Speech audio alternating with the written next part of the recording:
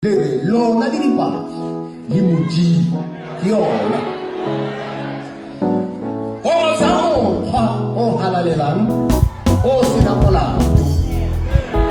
O nemukho wenze ngobhalelele ya international Pentecostal Church.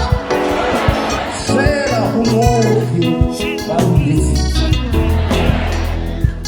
Kawazimela lwenze ngokuthatha. Mara Tulwena elelenguyona ekone 14 September 1962 lendawo esikuyo uba uyibone nge-14 September 1962 ndawo le kakayona tatani bayibone iti 14 September 1962 batho ene ba une ra ba ro awela hone ho spetsiwa go 14 September ngwaga wa 1962 yale isaba lamalele ngonje uba uzawufunda le ncwadi tatani batahlaya tsala le zwino wa ka dibalelo ngwaro ho emalemo ya tshepile modimo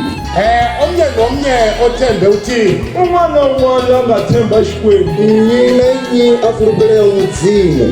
akeke aswa ngeke adane angeke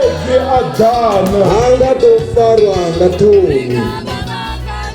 swavo ikitsetsa motho ka go yena undano kuzenzela umntu ngokwakhe tingana kutiendlela munhu hi vuyena mathina thoni muthu u to diitela ene mume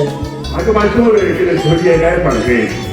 uba akafuni ukusifundekela ngevangeli tatani avalayikulu va hi rasela ngopfu namhlanje yini yokubonga sibonga uthixo kunakuta siku ra ku khensa hi khensa xikwembu namusa si ḓuvha ḽa u tshimaila ndi ḓuvha ḽa dzingiwo tiliwa mudzimu abantwana bakaIsrayeli befana nathi nje vana va Israyele a va fana na hina nte kandi ri va vona vana va Israyele va va tshi fana na rine nga urali